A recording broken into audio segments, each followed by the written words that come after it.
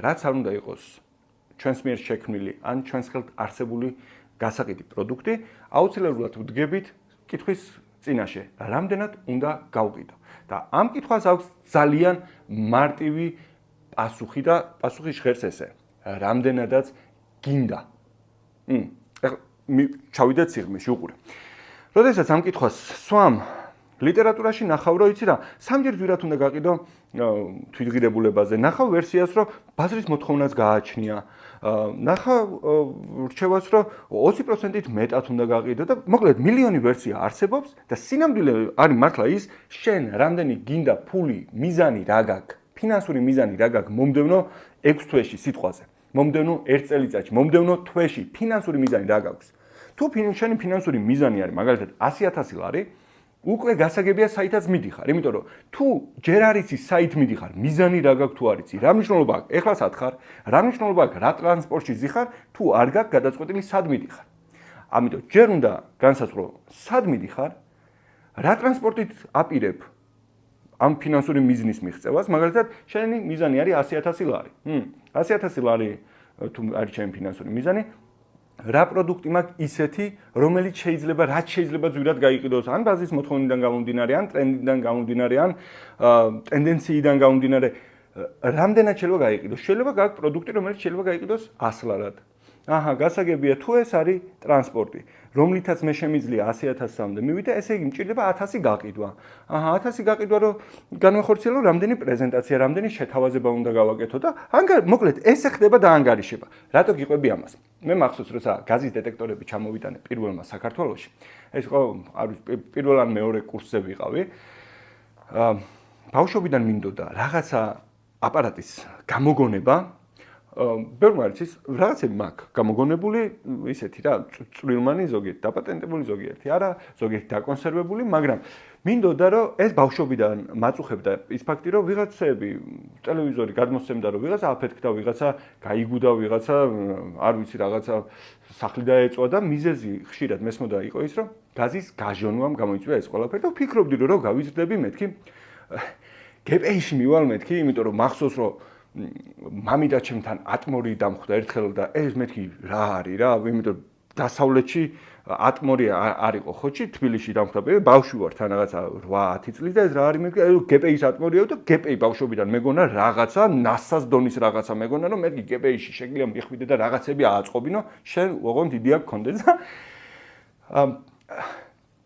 რომ გავიზარდე, კიდე ერთხელ მოვკარი ყური იმას, რომ რაღაცა გლდანშიო ბინა აფეთქდაო თუ რაღაცა ხალხი დაიწვაო გაზის გაჟონვით და მეთქი ხوار გადაოფ. მივალ ახლა გპ-ში და ვთხოვ, რომ ესეთი აპარატი დავამზადოთ, იმიტომ რომ ამერიკულ ფილმებში მე ნანახი მქონდა ბოლის დეტექტორები, აი სამზარეულოში რომ რაღაცა ბოლი დადგებოდა და სიგნალიზაცია ჩაირთვებოდა, იგივე პრინციპით მივალ მეთქი და ბოლზე კი არ ჩაირთოს, გაზზე ჩაირთოს რა, ამ იდეით მივალ მეთქი და აღმოვაჩინე, რომ თურმე სად მიხვალ, რა მიხვალ, რატო უნდა მიხვიდე, როცა უკვე ინტერნეტი არსებობს და ჩინეთში არსებობს ესეთი აპარატი, შენ უბრალოდ თქვი რა მონაცემების გინდა. მივედი დედაჩემთან და ვუთხარი რომ მეთქი დედა, ვფიქრობ რომ ესეთი აპარატი რომ მქონდეს ძალიან ბევრს გავყიდი, იმიტომ რომ პრობლემაა, ხალხი იგუდება, ხალხი ფეთქდება, ხალხს სახლი ეწვება, მხოლოდ იმიტომ რომ ესეთი აპარატი არ აქვთ, მეთქი რომელიც დროულად ატეხდა განგაშს. და დედაჩემსაც მოეწონა ეს იდეა და მახსოვს დაალომბარდა თავის ოქროს ბეჭედი, მომცა ფული და ჩამოვიტანე პირველი პარტია. და როცა ჩამოვიტანე პირველი პარტია, ჩემს ლექტორს ვკითხე რომ რამდენად უნდა გავყიდო მეთქი რა და რა გიჯდებაო და ნახე, იყო 3 ლარიანისა, იყო 4 ლარიანის, უკვე 6 ლარიანი ნორმალური იყო, 8 ლარიანი უკვე კაი იყო და იყო 12 ლარიანი, როგორ მახსოვს დღემდე იაპონური სენსორები ეყენა ამ რაღაცას, თვითწმენდადი და რაღაც ნავაროჩენი იყო რა 12 ლარიანი. რა გიჯდებაო აქამდე და 12 ლარი მეთქი და 36 ლარად რო გაყიდო, იქნება ნორმალურია, იმიტომ რომ 1/3-ს მოახმარ ახალი პარტიის შევსებას, 1/3-ს მოახმარ განვითარებას, შეიძლება ცოტა მეტი წელი ჩამოიტანო, შეიძლება ხელფასი ქონდეს, რაღაცა და 1/3-ს წაიღებ სახლშიო. სად უნდა გავყიდო მეთქი და საუკეთესო არისო რომ ჩააბარო იმ ადგილებში, იმ მაღაზიებს, სადაც გაზის კალონკები იყიდება, გათბობის სისტემები იყიდება და ასე შემდეგ. ეს ის პერიოდია საქართველოში არავინ იცის ამ აპარატის არსებობას. და პირველმა ჩამოვიტანე და ეხლა ვცდილობ გავერკვე როგორ უნდა დავიწყო ამის გაყიდვა. დავუჯერე, ჩავაბარე ყველა მაღაზიაში გამყიდველებს ავუხსენი რა არის, როგორ უნდა შესთავაზო რაღაც და ერთი თვის თავზე უკვე სეზონი მოდის, გამათბობლების ხალხი რაღაცა მოშვება. სეზონი მოდის და მოვიკითხე, რამდენი ამეთქი გაყიდული და გაყიდული იყო ზუსტად 0. არც ერთი არ იყო გაყიდული და ძალიან გულდაწყვეტილმა ეს ყველა პარტია ასე ვთქვათ, რაც ჩაბარებული მქონდა, ისე უკან ავიღე, წამოვიღე და დავიწყე ფიქრი, როგორ უნდა გამეყიდა. და მაშინ მახსოვს, რომ დავფიქრდი, რომ მეთქი ბიჭო, რა მნიშვნელობა აქვს რა მიზის. მანქანა მყავდა, Ford Scorpio იყო, ერთი 10 ჯერ იყო დანამტვრევი რა. ახლა ეს მანქანა მეთქი ძალიან ძვირი მიზის, მაგრამ ამის გამო ძალიან ძვირად არ გაიყიდება. მხოლოდ იმიტომ, რომ თვითღირებულება აქვს მაღალი. ან კიდევ ახლა ვიღაცამ რომ ოქრო იპოვოს მეთქი, მხოლოდ იმიტომ, რომ უფასოდ იპოვა და თვითღირებულება არ აქვს, ამის გამო ეს ოქრო იაფად არ უნდა გაყიდოს, უნდა გაყიდოს იმდენად, რამდენადაც მოახერხებს, რაც შეიძლება ძვირად და მოახერხებს თუ არა, რამდენად მოახერხებს დამოკიდებულია ბაზრის სიტუაციაზე.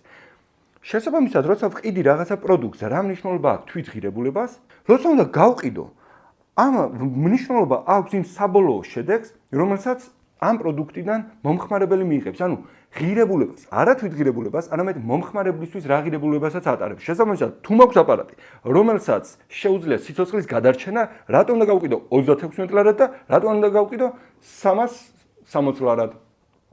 და გადავწყვიტე, რომ 360-ად არა, მაგრამ 350 ლარად გამეყიდა, იმიტომ რომ მიზნად დავისახე, რომ ამ აპარატით დაახლოებით 100,000 ლარის გაყიდვა განმეხორციელებინა და მარცხენა ხელი მეფხანება რაღაცა მოხდება. და ხო, იმიტომ რომ ნახე რა მნიშვნელობა აქვს მე რა დამიჯდა. ეს აპარატი რომ ადამიანებს ქონოდათ, ვინც აფეთქდა, ვინც გაიგუდა, ვინც ამ შემდეგ და აქამდე გარდაცვლა, ამ აპარატს მათთვის სიცოცხლის ფასი აქვს და რატომ უნდა გავყიდო 12 ლარიდან, რატომ უნდა ვიანგარიშო, როცა შემიძლია იქ საბოლოო შედეგიდან ვიანგარიშო და დავიწყე კარდაკარ შეთავაზების გზით გაყიდვა. ავარჩევდი корпуს, მივიდოდი, მივაკაკუნებდი, კითხავდი, იყო თუ არა საქმის კურსში როგორ უნდა ამოეცნო გაზის გაჟონვის ნიშნები. აღმოვაჩინე, რომ ადამიანების უმეტესობას არც კი ესმოდა, რომ თურმე გაზის მეც მე გავიგე სიმართლე რომ ვთქვა, გაზის გაჟონვით გაცილებით ნაკლები კვდება, ვიდრე CO-ს დაგროვებით. ყველას გვეგონა, რომ გაზის გაჟონვა კლავდა ამ ხალხს. სინამდვილე იყო ის, რომ და ნახე ადამიანები, რომლებიც რწმუნდებოდნენ, რომ მასთან გაზი არ ჟონავდა, იმდენად ხარისხიანი რაღაცა დამჭერები ჰქონდათ და მილები, რომ აქ არც არასოდეს გაჟონავდა გაზი, ეგონათ, რომ უსაფრთხოება დაცული იყო და აღმოვაჩინეთ, რომ CO2 უფრო მეტი კვდება, ვიდრე გაზის გაჟონვით. ჩემს აპარატს CO2 დეტექტორიც ჰქონდა, გაზის, პროპანი, ბუტანი, მეთანი ყველას ამოცნობი ჰქონდა. და თავისით კეტავდა კიდეც შემომავალ მილს. იგივე საკეთებდა, რასაც დღეს ხედავ ყველა ოჯახში, მაგრამ მაშინ არ იყო. ამ ადამიანებს ვუხსნიდით, რომ გაზის გაჟონვა იქნება თუ CO-ს დაგროვება, იმიტომ იწვევს სიკვდილიანობას, რომ სისხლში წარმოქმნის კარბოქსი ჰემოგლობინს, რაც ორგანიზმს უკარგავს, სისხლს უკარგავს ჟანგბადის ტრანსპორტირების უნარს, შესაბამისად, აღარ მიეწოდება ჟანგბადი ორგანიზმს და ადამიანს აღენიშნება ესეთი ნიშნები. და ამ ნიშნებს ვაჩვენებდი, ვეუბნებოდით რა ზომები უნდა მიიღოთ, როგორც კი ამ ნიშნებს აღმოაჩენდნენ. და შემდეგ ვთავაზობდი აპარატს, ვთავაზობდით შემოწმებას, საიდან მე ხო არ ჟონავდა, მაგრამ თან ვეუბნებოდით, რომ შეიძლება ახლა არ ჟონავს, მაგრამ ეს იმას არ ნიშნავს, რომ ხვალ არ გაჟონავს, ეს იმას არ ნიშნავს, რომ რა კი არ ჟონავს, CO არ დაგროვდება, იმიტომ რომ შეიძლება უბრალოდ ლობიოდა გამოსახარჩად, ვერ ნიავდებოდეს, გაზმა ამოწვას მთელი ჟანგბადი, რაც სივრცეში არის და როდესაც ჟანგბადი საკმარისი აღარ იქნება, გაზი ვეღარ მოახერხებს სრულად წვას. შესაბამისად, არასრული წვის პროდუქტი არის. უკვე არა CO2, არამედ CO. და გამარჯობა შენი CO ორგანიზმში მოხვედრის შემდეგ იწვევს ამას. და ადამიანები რეალურად ხედავდნენ, რა საფრთხის წინაშე იდგნენ და რეალურად ხედავდნენ ამ აპარატს როგორ შეეძლო მათი ცხოვრების გადარჩენა. და აპარატი, რომელიც მანამდე არ იყიდებოდა 36 ლარად, გიჟივით იყიდებოდა 350 ლარად. ჩემი მიზანი იყო ამ ყველაფრით 100,000 ლარის მიღწევა, შესაბამისად მიზანი გამოვიდა ესეთი, რამდენი ცალი უნდა გაიყიდოს იმისთვის, რომ 100,000 ლარზე ახვიდე. მაგალითად, გაქვს ერთი პროდუქტი, 350 ლარად ყიდი 100 1000 გავყოთ 350-ზე. უნდა გაიყიდოს 285 ცალი აპარატი, 285 აპარატს. გაყიდი და 100.000 ლარზე ხარ. ნახე, როგორც კი მიზანი ფინანსურ მიზანს გათვლი, უკვე შენთვის გასაგები ხდება რა ღირებულების პროდუქტით, რა რაოდენობის გაყიდვით, რა მიზანს უნდა მიაღწიო. გასაგებია რომ უფრო მეტი გაყიდვა დამჭირდებოდა, იმიტომ რომ ცოტა ხანში ხალხი დავიმატე, ვისაც პრეზენტაცია ვასწავლეთ, ჯერ ერთად დავდიოდით, უყურებდნენ მე როგორ ყიდდი, შემდეგ ეს ადამიანები თვითონ ირჩევდნენ რომელ დღეს რომელ კორპუსში მისული იყვნენ და ამ შემდეგ ვირჩევდით იმ კორპუსებს, სადაც დიდი დასახლებები იყო, სადაც ახალმომხდარი იყო რაღაც უბედური შემთხვევა და ამ შემდეგ, იმიტომ რომ იქ ადამიანები კიდევ უფრო ცხადად ხედავდნენ პრობლემის გადაჭრის საჭიროებას. დააკვირდი, შენი მიზანი გაყიდვებში არ არის ადამიანს დაანახო არარსებული პრობლემა. შენი მიზანი არის ადამიანს დაანახო რეალური პრობლემა და დაანახო ამ პრობლემის არ გადაჭრის ფასი დაანახო. იმიტომ რომ ნახე, ესეთებიც გვხვდებოდა, რომ ხო, მაგრამ ჩემთან რატო უნდა მეგონოს, რომ ჩემთანაც გაჟონოს? არ ვიცი რატო უნდა გეგონოს, მე ვიცი, რომ ყველა ის ადამიანი, ვინც გაზით გაჟონი, გაგუდულა, ან CO2 გაგუდულა, წინა დღეს დარწმუნებული იყო რომ მასთან ეს არ მოხდებოდა. ეს არის ფაქტი, იმიტომ რომ არც ერთი გიჟი მეორე დღეს სახლში არ მივიდოდა, თუ 1%-ით მაინც იმას ფიქრობდა, რომ ნეტა ჩემთანაც ხარ მოხდება. ამიტომ ის ნუ მეუბნებ იმას, რომ ჩემთან ეს რატო მოხდება, არ ვიცი, იმედი არ მოხდება. მე მირჩევნია მქონდეს რაღაცა და არ დამჭირდეს, ვიდრე დამჭირდეს და არ მქონდეს. ეს არის მარტივი პრინციპი. ეს ეხება აბსოლუტურად ცხოვრების ყველა სფეროს. რაღაც ახალ უნარსაც მირჩევნია არ მქონდეს და არ დამჭირდეს, ვიდრე დამჭირდეს და არ მქონდეს. აპარატი მირჩევნია მქონდეს და არ დამჭირდეს, ვიდრე დამჭირდეს და არ მქონდეს. მარტივია, ხო? ეხლა რასაც გეტყვი არის ძალიან საინტერესო, ნახე. როდესაც გაყიდვებში ხარ, ხვდები, რომ აბსოლუტურად ყველაფერი ემოციები უნდა გათიშო და მარტივი ციფრების სპორტია მთელი ბიზნესი. მით უმეტეს გაყიდვები, მით უმეტეს მარკეტინგი, მით უმეტეს ყველაფერი, რაც მოკლედ ბიზნესს ეხება. შეხედე. პირველი რასაც ნახე, როგორ დგება გეგმა. მიზანი არის 100.000-ის გაყიდვა. უნდა გაიყიდოს 350 ლარიანი, უნდა გაიყიდოს დაახლოებით 300 ცალი, პლუს მინუს. რამდენი პრეზენტაციიდან რამდენი იყიდება? მაგალითად 10-დან 4 ყიდულობს. გასაგებია, ესე იგი 40% ყიდულობს. რამდენი პრეზენტაცია უნდა ჩავატარო იმისთვის, რომ 300 ცალი გაიყიდოს. და უკვე გასაგებია, რომ სულ უნდა ჩავატარო, სიტყვაზე ვამბობ, 700 პრეზენტაცია, ალბათ ხო? ხო, დაახლოებით 750 პრეზენტაცია, 750 პრეზენტაცია ჩემთვის უდრის 300 გაყიდვას. ესე იგი, ერთი პრეზენტაცია, მიუხედავად იმისა, კის მეტყვის თუ არას მეტყვის, ერთი პრეზენტაცია მე მიხდის და გაყავენ მოკლედ არითმეტიკა, მეხუთე კლასის არითმეტიკა უნდა. ნახე, როცა ესე უყურებ გაყიდვებს, როცა ესე უყურებ შენს უნარებს, როცა ესე უყურებ შენს პროდუქტებს და სერვისებს, ისახავ მიზანს, მაგრად კიდია ძმო, არანაირი მნიშვნელობა არ აქვს თვითღირებულებას, არანაირი მნიშვნელობა არ აქვს ვინ რას გეუბნება, ერთადერთი რასაც აქვს მნიშვნელობა არის, რა მიზანი გაქვს, რამდენად ახერხებს შენი პროდუქტის გაყიდვას, არავინ მოგატყუოს, რომ იცი რა ჯობია იაფად გაყიდოს და გაყიდო და რაც შეიძლება ბევრმა ადამიანმა იყიდოს, ვისაც საშუალება არ აქვს. შენ გირჩევნია გაყიდო რაც შეიძლება ძვირად და ვისაც საშუალება არ აქვს, რომ მინიმალური გადაიხადოს, ესეთ ადამიანს საერთოდ აჩუქო. მე მირჩევნია გავყიდო ძვირად მასზე, ვისთვისაც ამ პრობლემის არ გადაჭრას ძალიან დიდი ღირებულება აქვს და აბსოლუტურად უფასოდ ვაჩუქო მას, ვისაც უნდა, მაგრამ საშუალება არ აქვს და უფრო მეტი შეიძლება ვიღაცას, ვისაც დახმარება სჭირდება, იმას საერთოდ არ სჭირდება გაზის დეტექტორი, იმიტომ რომ საერთოდ გაზით არ თბება, დენით თბება შეიძლება და მე მირჩევნია მქონდეს რესურსი და საშუალება, რომ ესეთ ოჯახს დავეხმარო, ვიდრე ვყიდო იაფად, იმიტომ რომ როცა შენს პროდუქტებს და სერვისებს ყიდი იაფად, აუცილებლად შენი მომხმარებელიც არის იაფასიანი, შენი მომხმარებელიც არის უფრო მომთხოვნი, უფრო დაუკმაყოფილებელი, რამდენჯერ გამოგიცდია. უფრო ხშირია პრეტენზიები, უფრო ხშირია ინტრიგანი, ყველაზე დიდი რაოდენობით უკმაყოფილო მომხმარებელი ყავს დაბალფასიან პროდუქციას. სერიოზულად. უყურე ხა რა იმ თემას გავაგრძელებ ისე, ნახე. როდესაც მთელი გაყიდვები აი ესეთ მარტივ პროცესებამდე მიდის, ნახე, მოდი ეს შევხედოთ რა. ნახე, როცა ამას არ გასწავლიან უნივერსიტეტში, გასწავლიან რაღაცა ფორმულებს, მეხუთე კლასის არითმეტიკა ჭირდება იმას, რომ მაგალითად ფინანსური მიზანი გაქვს 100,000 ლარის გაყიდვა. პროდუქტი გაქვს, რომელსაც კიდი 350 ლარად. საშუალოდ წერდა ციფრებს, ხანდახან იმიტომ ვამგვალებ, რომ მარტივი საანგარიშო იყოს და ასე შემდეგ. დაახლოებით გჭირდება მაგალითად 300 გაყიდვა, იმისთვის რომ მიაღწიო შენს ფინანსურ მიზანს. 300 გაყიდვა რო განახორციელო, მაგალითად ყიდულობს შენი 10 პრეზენტაციიდან სიტყვაზე მარტივად რომ მიანგარიშოთ 55 ადამიანი, 50%. გინდა 10% იანგარიშეს სულ ერთია, შენ უნდა დააკვირდეს შენს პროდუქტს რამდენი პრეზენტაციიდან რამდენი ყიდულობს. მაგალითად 10-დან ყიდულობს 5, ესე იგი გასაგები ხდება, რომ უნდა ჩავატარო 600 პრეზენტაცია და 600 პრეზენტაცია უდრის 300 გაყიდვას. 600 პრეზენტაცია უდრის 300 გაყიდვას. 300 გაყიდვა უდრის ჩემს ფინანსურ მიზანს. ნახე, გასაგები ხდება რასთან მაქვს საქმე. თუ 600 პრეზენტაციიდან 300 კი არა მეტი გავუკიდე, ეს ნიშნავს იმას, რომ მე უკეთესი უნარები მაქვს, გავაუმჯობესე რაღაცა.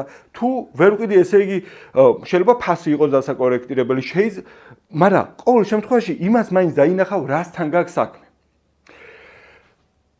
იმისთვის, რომ უარმა мотивация არ დაგიგდოს ან შენს თანამშრომელს, უნდა გესმოდეს, რომ 600 პრეზენტაცია უდრის შენს ფინანსურ მიზანს. არა 300 გაყიდვა, 300 გაყიდვა საშუალო.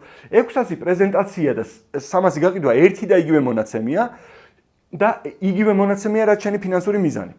თუ 100,000 გაქვს, შენ გესმის, რომ უფრო მეტიც, შენს თანამშრომელს უკვე ესმის, რომ ერთი 100,000 ლარი გავყოთ 600-ზე, ერთი პრეზენტაცია დაახლოებით აქეთ უხდის 160 ლარს, მიუხედავად იმისა, კი უთხრეს თუ არა უთხრეს. ხვდები რას გეუბნები? ხანდახან არის რომ როცა გაყიდვებში ხარ, ეხლა მე მესმის რომ ეს ციფრები არის მარტივად საანგარიშოდ უბრალოდ დამგვალებული, უტრირებული და ამ შემდეგ, მაგრამ ის რაც აქამდე მოგიყევი გაზის დეტექტორებზე არის რეალურ დღეში რამდენს ვყიდით, იცი? და ჩემი თანამშრომლები რამდენს ყიდნენ, იცი? და მაშინ როცა მე გეუბნები რამდენი წლის ამბავს რა პირველ თუ მეორე კურსზე როდის ვიყავ.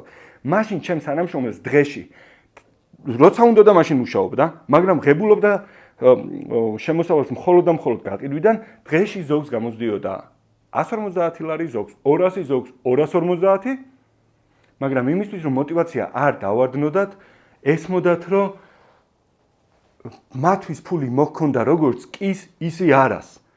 თუ შენ 600 პრეზენტაციას ატარებ, 10 პრეზენტაციას ატარებ. და აქედან ზედიზედ 5 არა მიიღე, უკვე 7 ხარ, იმიტომ რომ იცი რომ გაყიდვები და მარკეტინგი არის საშუალო არითმეტიკულის მეხუთე კლასით გამოსაანგარიშებელი ფორმულები, მეტი არაფერი ძმაო, ნუ არ თულებ. აი ეს უხილავი ხელი და უხილავი ფეხი მაგამდე მიდი ჯერო ეგ დაგჭირდეს მაგაში გარკვევა საწყის ეტაპზე არ გჭირდება. ერთადერთი რაც გჭირდება არის ეს მარტივი არითმეტიკა. დღეს მაგალითად, როდესაც რაღაცა მიზანს ვისახავ, ყოველთვის ესე ვუყურებ. ეს რაღაცა რომ მინდა, ფულში რამდენია? ღირს ამდენი, მაგალითად რაღაცა ღირს 300,000. გასაგებია. რა ღირებულების შეთავაზება შემიძლია ადამიანებისთვის ისეთის, მაგალითად 300,000 ღირს რაღაცა. მე შემიძლია შევქმნა რაღაცა შეთავაზება, რომელიც შეიძლება ღირდეს 1000 ლარი, შეიძლება ღირდეს 300 ლარი. თუ შევქმნი ღირებულება რაღაცა პროდუქტს, რომელიც ეღირება 300 ლარი, მომიწევს 1000 გაყიდვა. თუ შევქმნი რაღაცა შეთავაზებას, რომელიც ეღირება 1000 ლარი, მომიწევს 300 გაყიდვა. იმისთვის რომ 300 გაყიდვა განვახორციელო, რამდენმა უნდა ნახოს, რამდენი პრეზენტაცია უნდა გავაკეთო, რამდენი ზარი უნდა გავაკეთო და ესე უახლოვდები შენს მიზანს. არ უყურებ არას, უყურებ მხოლოდ და მხოლოდ ციფრს, რამდენი პრეზენტაციიდან, რამდენი შეთავაზებიდან, რამდენს ყიდი. ერთადერთი რაც მოქმედებს შენს შემოსავალზე არის შეთავაზება.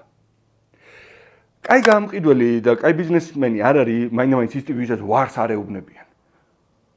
ბიზნესში მნიშვნელობა აქვს მხოლოდ გეგმას. ახსევს თუ არა გეგმას. ადამიანი, რომელიც ახსევს გეგმას, არის ადამიანი, რომელიც არაზღებულობს. აგრძელებს შეთავაზებას, მანამ სანამ გეგმას არ შეასრულებს და გეგმას არ მიაღწევს. მიხვდი ხო? არ ვიცი რამდენად გამოგადგება პირადად შენს ამჟამინდელ საქმიანობაში ამ ყველაფრის გააზრება, მაგრამ დამიჯერეს, ნახე, ვიღაცისთვის რომ მე მეკითხა რომ ვიცი რა 350 ლარად ვაპირებ 12 ლარიანი რაღაცის გაყიდვას ხო? და რატო ესე ზვირად? იმიტომ ესე ზვირად რომ ამ რაღაცის გაყიდვას მიაქვს ჩემი დრო, ჩემი ენერგია, მე ჩემი თანამშრომლების დრო და ეს ის დროა, რომელზეც ძვირფასიც არაფერი გვაქვს და ეს ის დროა, რომელიც არც კი ვიცით რამდენი გვაქვს დარჩენილი. მე მირჩევნია რაღაცები გავყიდოთ ზვირად, ჩემს თანამშრომლებს გქონდეთ რაც შეიძლება მაღალი შემოსავალი, იმიტომ რომ დროს ყიდიან ძმაო. რაც მთავარია ამ პროდუქტმა გადაჭრას რაც შეიძლება ზვირადღირებული პრობლემა, როცა ესე ვყიდით გაზის დეტექტორებს, სულ შემოგვდიოდა ორი სახის ზარი.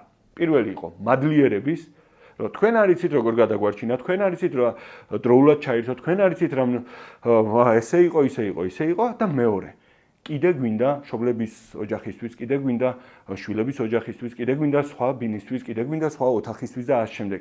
როცა ყიდი პროდუქტს, რომელშიც ადამიანი იხდის ისეთ თანხას, რომელიც არის მიზერული იმ საბოლოო ღირებულებასთან შედარებით, რასაც ის მას აძლევს, დამიჯერი, ესე გეყოლება ბევრად ბედნიერი მომხმარებლები, ესე გექნება ბევრად მეტი ფული იმისთვის, რომ სწრაფად განვითარდე, იმისთვის, რომ შენი თანამშრომლების ცხოვრებას უკეთესი გახადო და იმისთვის, რომ კიდე ერთი მთავარი ნახე, იმისთვის, რომ მზად იყო კონკურენციისთვისაც. ნახე, ხანდახან მე მომსულია პანდემიის დროს, როცა პირბადეებს ვყიდით, ჩვენ ეს მრავალჯერად პირბადები ჩინეთიდან რომ ჩამოვიტანე, სანამ ბუმი ატყდებოდა და სანამ რაღაცა მოხდებოდა, 2 წლით ადრე მქონდა ჩამოტანილი და მაშინაც 8 ლარად ვყიდი, უბრალოდ არავინ არ ყიდულობდა.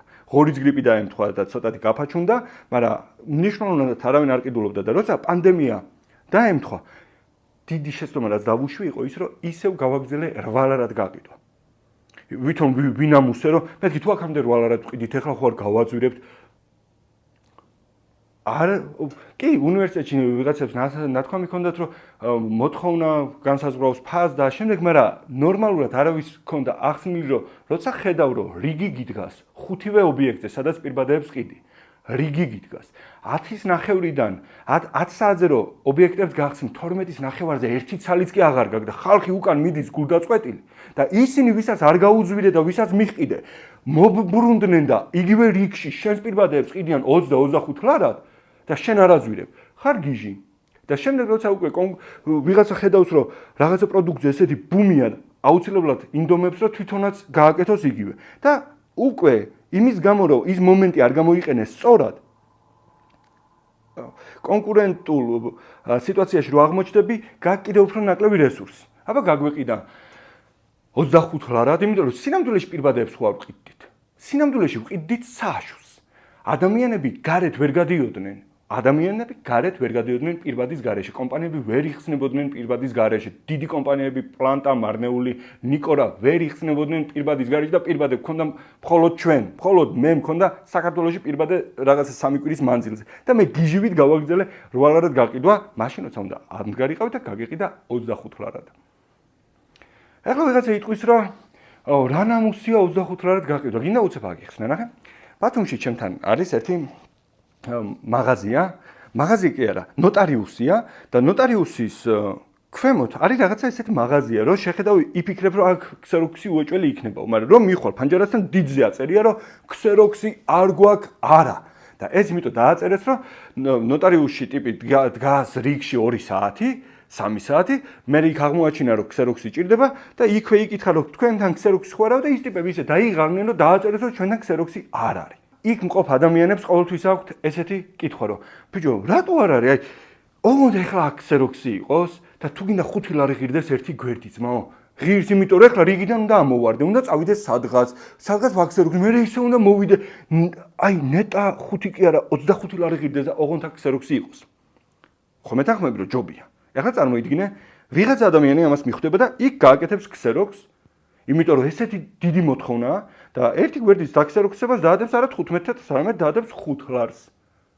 და მე ვიღაცა ტიპი მოვა და იტყვის რომ ქსეროქსი მინდა და ეს ერყვის 5 ლარიო და ეს ეტყვის ახლა გამყიდველი რომ შეგაუმაძღარო სარგებლობ მომისმინე ძმაო მომისმინე თუ ეს ფასი შენთვის არ არის მისაღები ჩათვალე რომ აქ ეს საერთოდ არც არის გუდაურში რომ სეზონზე ვიღაცა ხაჭაპურს ყიდის 35 ლარი და მაიმუნო შენ ვერ გაძახი მომისმინე ძმაო ხაჭაპური იმიტომ გინდა იაფად რომ ჩვენ ორ შორის გაუმაძღარი შენქშია ის ფაქტი რომ აქ ვდგავარ ეს ის დროა რომელსაც შვილებს ვაკლებ ეს ის დროა რომელსაც ჩემს ცხოვრებას ვაკლებ ხაჭაპურს არ ვყიდი იმას რომ შენ სახლიდან არ წამოიღე და ეხლა გინდა რომ გაისწორო ის რეალი და ეხლა გინდა ცხელი ხაჭაპური მიირთვა შენ თუ გეზარებოდა სახლიდან შენთვის შენი ხაჭაპურის წამოღება რომელიც არ ვიცი 3 ლარი დაგიждდება და აქ ძმაო მე არ მეზარება შენთვის ხაჭაპურის ხობა ოღონდ ამას ჩემს დროს ვახმარ და ეს ეგრება 35 ლარი გინდა იყიდე თუ არ გინდა ჩათვალე რომ აქ არც ვარ